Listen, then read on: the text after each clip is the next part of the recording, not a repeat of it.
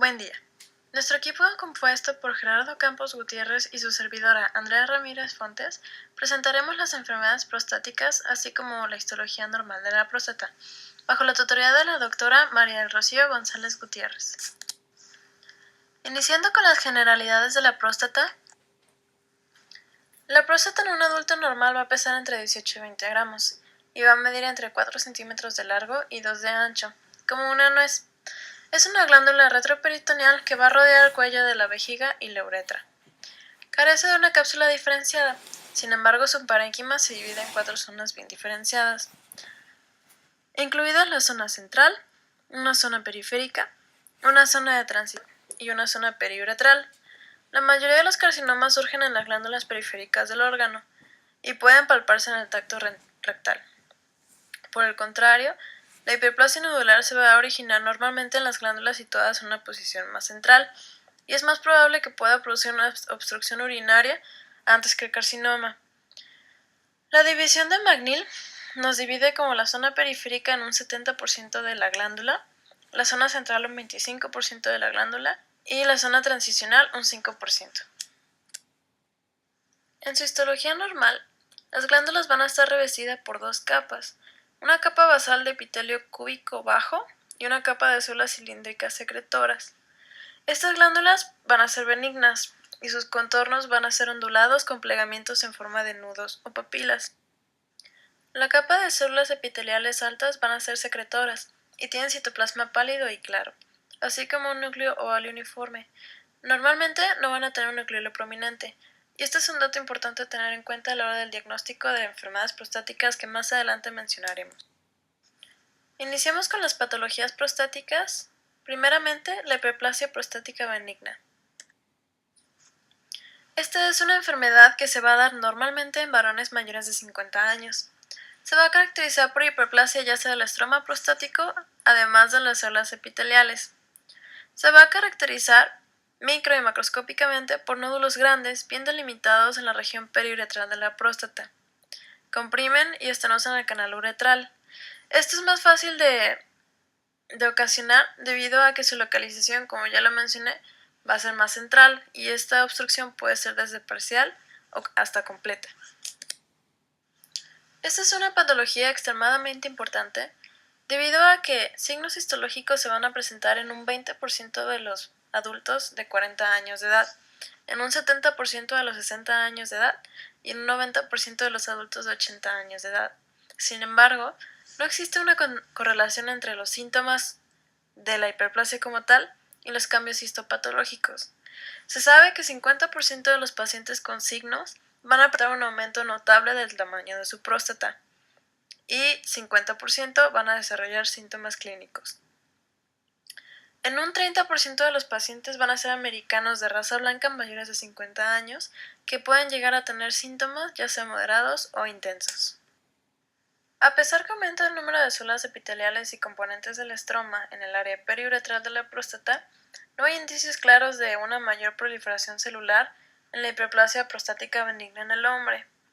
Parece que el principal componente del proceso hiperplásico es la alteración de la muerte celular. Se ha propuesto que la causa es una reducción global de la tasa de muerte celular junto con la acumulación de células senescentes prostáticas. Los andrógenos van a ser los principales encargados de aumentar la proliferación celular e inhibir la muerte celular. El andrógeno en este caso más importante va a ser la dihidrotestosterona, ya que va a ser el 90% de los andrógenos prostáticos totales. Este andrógeno se va a formar en la próstata gracias a la enzima 5-alfa reductasa tipo 2. Esta enzima se va a localizar casi en su totalidad en las células del estroma. Las células epiteliales no van a contener esta enzima con excepción de algunas basales. Las células del estroma son las responsables del crecimiento prostático dependiente de andrógenos. La 5-alfa reductasa de tipo 1 no se detecta en la próstata, o existe en cantidades muy bajas.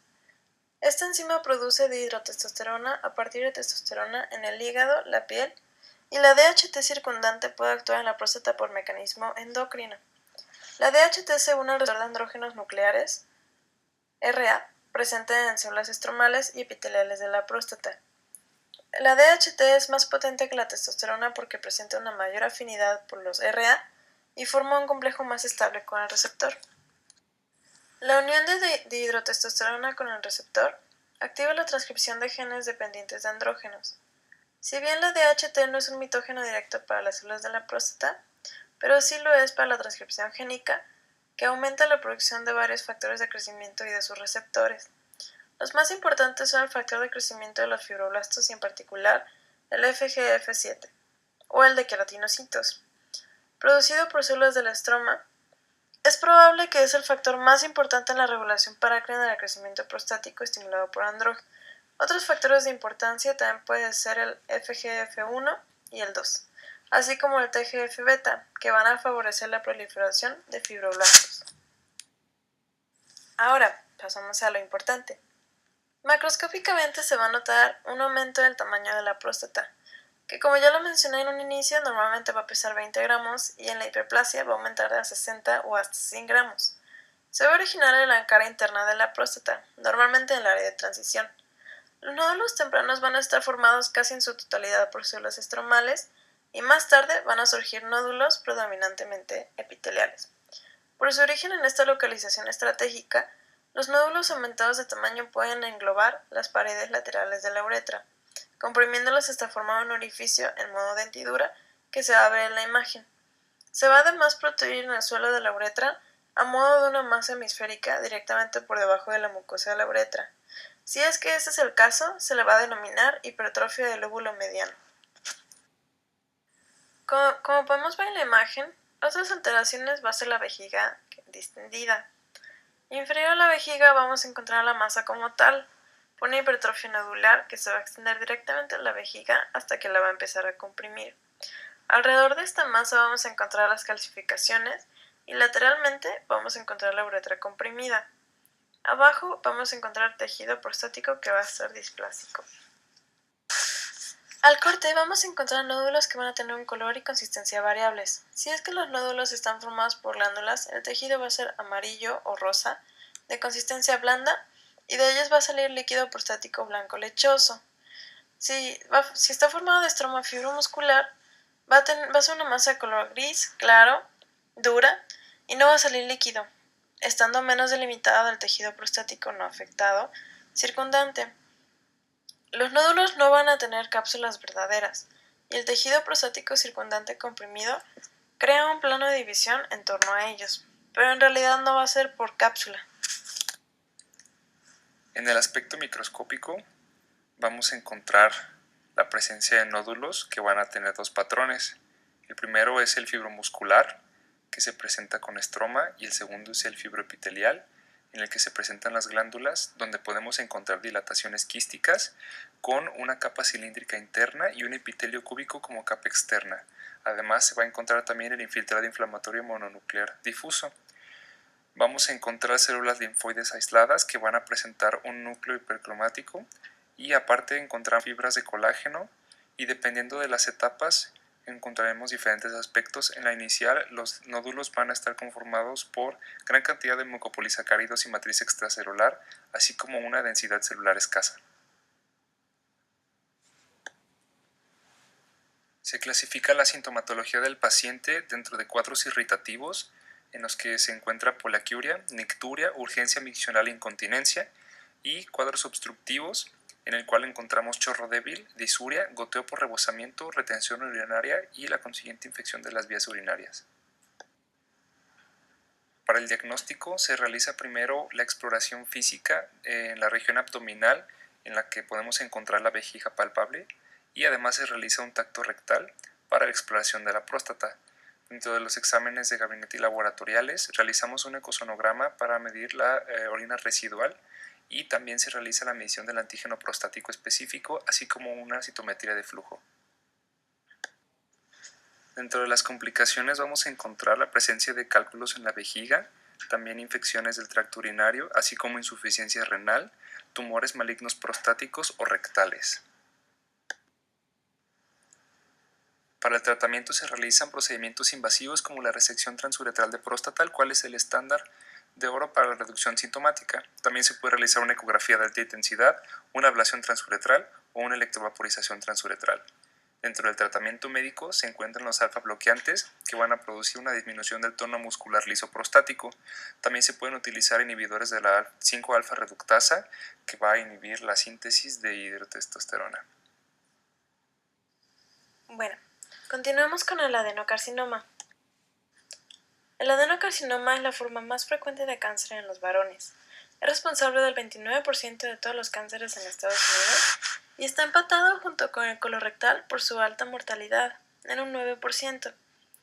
Sí se ha encontrado un descenso de la mortalidad en los últimos 20 años, sin embargo sigue siendo muy alta, y su incidencia se va a encontrar típicamente en los mayores de 50 años de edad. La detección selectiva debe empezar antes de los 40 años por tacto rectal y examen de próstata, ya que en las autopsias han ido incrementando el diagnóstico de adenocarcinoma, ya que en 1950 solo se encontraba en un 20% y en la actualidad se encuentra en un 70%. Como podemos ver en la tabla de la derecha, esta es una enfermedad que va a ser infrecuente entre los asiáticos, sin embargo va a aumentar su incidencia en raza negra. Tenemos que la edad promedio de presentación de esta enfermedad va a ser entre los 70 y los 80 años de edad según la gráfica en raza negra, y su incidencia por cada 100.000 habitantes va a ser de 1.600, mientras que en los asiáticos va a ser de menos de 600. Y como podemos ver en la tabla de la izquierda, ha ido en aumento su incidencia en los últimos 20 años, sin embargo su mortalidad se ha mantenido más o menos igual. El aumento de incidencia se debe a los factores hereditarios y ambientales. Se cree que el aumento de incidencia en inmigrantes asiáticos que van a Estados Unidos se debe por estos mismos factores ambientales.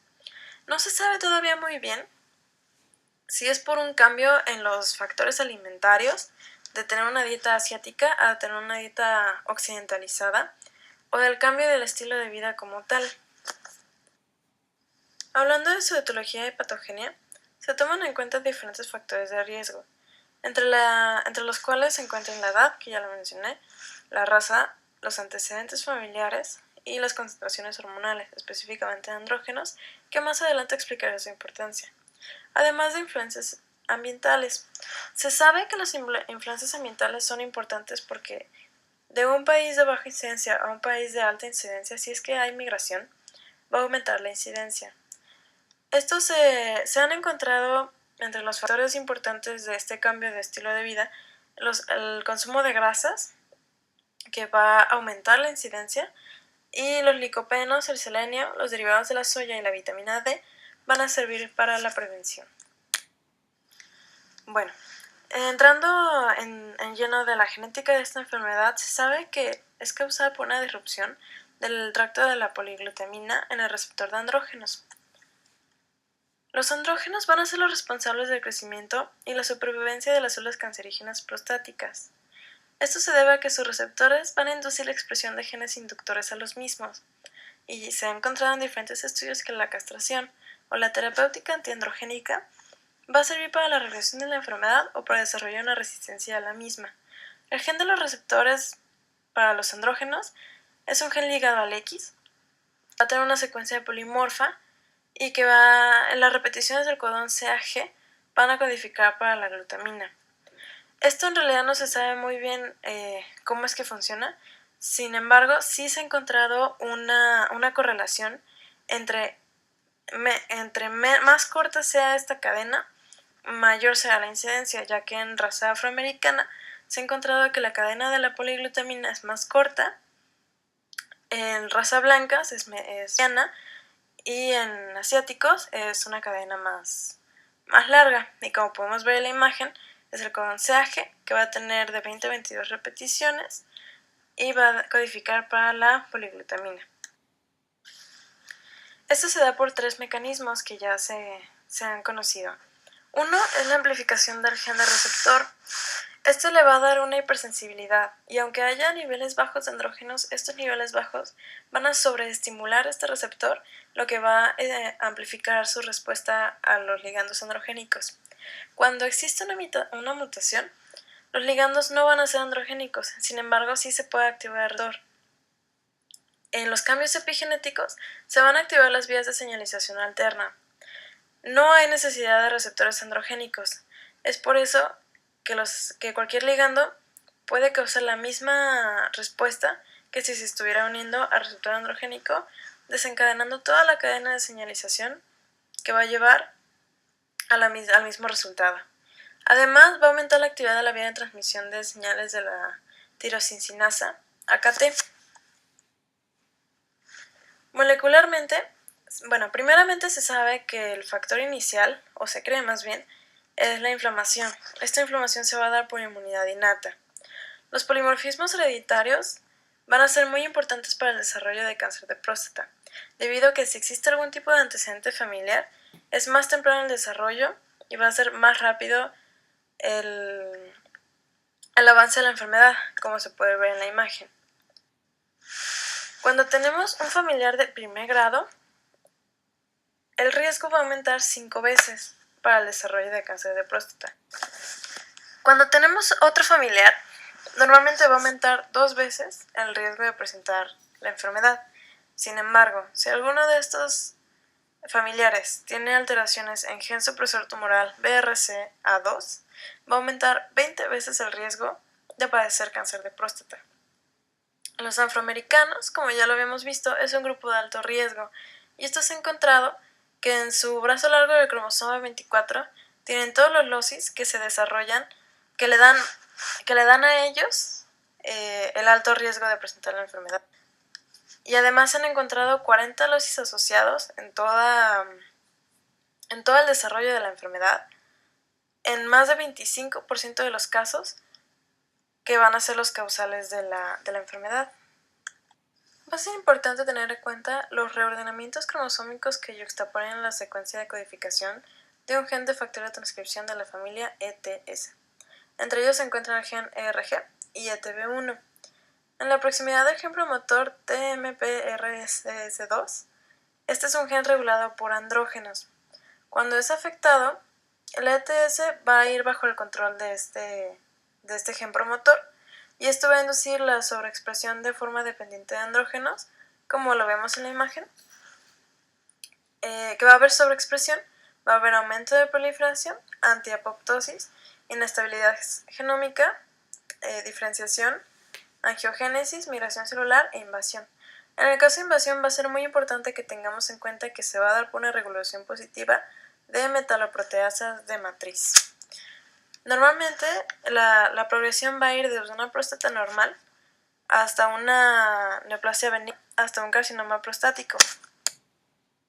La neoplasia intraepitelial benigna es la lesión que va a preceder al adenocarcinoma, así que lo vamos a incluir. Este se va a caracterizar por acinos que van a estar con una arquitectura normal, todavía se va a conservar. Sin embargo, ya van a estar revestidos por células atípicas y, como mencioné en un inicio, los nucleolos normalmente no van a ser prominentes. En este caso sí lo van a hacer. En citología, la neoplasia intraepitelial benigna y el cáncer van a ser idénticos, y aquí todavía se van a observar células basales y membrana celular intacta. Ya en el adenocarcinoma esto va a cambiar, pero eso lo explicaremos más adelante. Siguiendo con la epigenética, va a ser importante la hipermetilación del gen glutatión S-transferasa, o como lo podemos ver en imagen, GSTP1. Este va a regular negativamente GSTP1 y va a estar localizado en el brazo largo del cromosoma 11, en el OSI 13. Su función normal es prevenir el daño por una amplia variedad de carcinógenos. Sin embargo, cuando existe esta hipermetilación, este mecanismo se va a disminuir. Otros importantes van a ser el PTEN, el RB, el P16INK4A, el MLH1, MCH2 y el APC. Dentro de los marcadores más importantes tenemos el EZH2. Este va a ser un amplificador de SST2. Va a haber una pérdida de E-caderina por adhesión que la va a regular negativamente, y esto va a provocar un aumento de EZH2, que su función es ser un represor de transcripción que contribuye a la progresión de la enfermedad. Otro va a ser el alfa-metilacil-CoA racemasa, o AMACR. que se va a encargar de la beta-oxidación por cadena ramificada. Esto va a hacer que regule de forma selectiva y positiva en el cáncer de próstata. Y otro va a ser el PCA3, que es un gen que se va a encontrar en el cromosoma 9p y va a codificar el ARN regulador de la enfermedad. Estos tres van a estar directamente relacionados a la base de la enfermedad y a los diferentes grados de displasia que los va a hacer avanzar más adelante al carcinoma. Bueno, pasando a lo interesante, el tejido neoplásico macroscópicamente se va a ver arenoso y se va a ver firme, como podemos ver en la imagen inferior izquierda, pero puede ser difícil de ver cuando está inmerso dentro de la sustancia prostática. Esto quiere decir que como pueden ser del mismo color, no es tan fácil de ver y se debe palpar. El 70% de las lesiones van a surgir en la zona periférica de la glándula, como podemos ver en la misma imagen del lado izquierdo, y van a estar posteriores, por lo que en un tacto rectal se pueden palpar fácilmente. Es una neoplasia que va a afectar al tejido periprostático, a vesículas seminales y a la base de la vejiga, por lo que una causa común de consulta es una obstrucción ureteral, pero esto se va a hallar en enfermedad avanzada debido a que su localización no va a ser muy común en la parte central, sino en la parte periférica. La metástasis se va a dar de ganglios obturadores a ganglios paraaórticos. Como podemos ver en la imagen inferior derecha, va a pasar por estos ganglios que se ven en azul, hasta llegar, por ejemplo, a una zona muy común, que es el hueso, la región sacra de la columna vertebral, que aquí la podemos encontrar, una metástasis clara, las células neoplásicas que se fueron a la columna vertebral. Las lesiones pueden estar bien delimitadas y de color amarillo mostaza, lo que lo va a hacer más fáciles de apreciar. Sin embargo, esto no va a ser muy común, por lo que se debe palpar. En el caso de esta imagen, se puede ver claramente, sobre todo en la superior, en la parte superior del corte superior, los nódulos. De hecho, en la parte más posterior de la glándula se pueden notar las lesiones neoplásicas más fácilmente. Dentro de la microscopía de adenocarcinoma, los patrones glandulares que encontramos van a estar muy bien definidos y pequeños y van a poseer una única capa de epitelio cúbico. A diferencia de las glándulas benignas, estas van a estar más apiladas y van a carecer de los repliegues papilares internos. La capa externa de células basales típica de las glándulas benignas va a estar ausente y el citoplasma de las células va a tener un color pálido claro o anfófilo con núcleos grandes y núcleos prominentes. Las figuras mitóticas van a ser muy infrecuentes.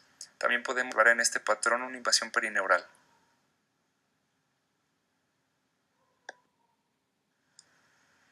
Encontramos también un patrón llamado neoplasia intraepitelial prostática de alto grado, la cual se va a presentar con acinos prostáticos benignos que presentan células atípicas con núcleos prominentes y va a tener un patrón casi idéntico al carcinoma. Estos van a estar rodeados por una capa parcheada de células basales y una membrana basal. Se van a localizar principalmente en la zona periférica y pueden originar un cáncer. Las manifestaciones clínicas del adenocarcinoma van a ser muy similares a la hiperplasia benigna.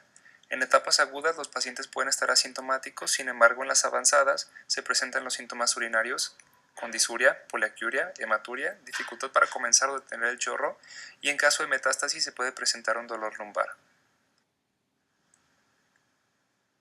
El diagnóstico inicial del adenocarcinoma es muy similar a la hiperplasia benigna, que comienza con una exploración física en la región abdominal en la que se presencia la vejiga palpable.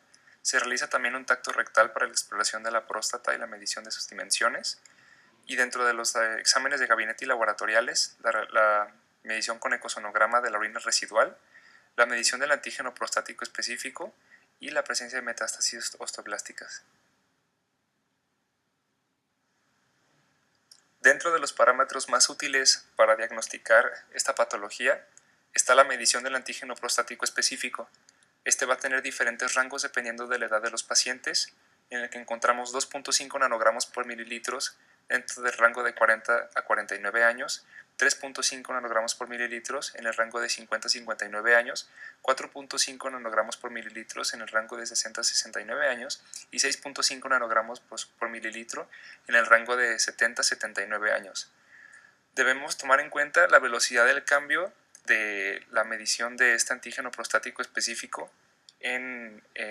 dependiendo del tiempo en el cual se está realizando el diagnóstico, ya que en un periodo de entre 1.5 a 2 años, si esta medida crece más del 20%, podemos sospechar de un adenocarcinoma. Como herramienta de diagnóstico para realizar un mejor esquema de tratamiento y estimar un correcto pronóstico para el paciente, utilizamos la escala de Gleason, en el cual mide 5 niveles. En el primero encontramos glándulas pequeñas y uniformes. En el segundo encontramos la presencia de un mayor estroma entre las glándulas. En el tercer nivel encontramos una infiltración de las células a las glándulas con masas expansivas. En el cuarto nivel, el patrón es de masas irregulares de células y se pueden presenciar algunas glándulas. Y en el último nivel, hay una ausencia de las glándulas con la presencia de láminas celulares. El esquema de tratamiento incluye la cirugía con una prostatectomía radical, que va a depender de la escala de Gleason en la que se encuentra el paciente. También se puede utilizar la radioterapia en dos patrones. El primero es el intersticial, en el cual se van a colocar implantes reactivos en la próstata, y el patrón externo. También se puede realizar una manipulación hormonal para la disminución de los síntomas, ya sea por una orquiectomía radical o por una priona androgénica, en el cual utilizamos agonistas de la hormona liberadora de la hormona luteinizante, que a largo plazo funciona como una orquiectomía farmacológica. Con eso concluimos nuestra presentación. Les agradecemos su atención y esperamos que la hayan disfrutado.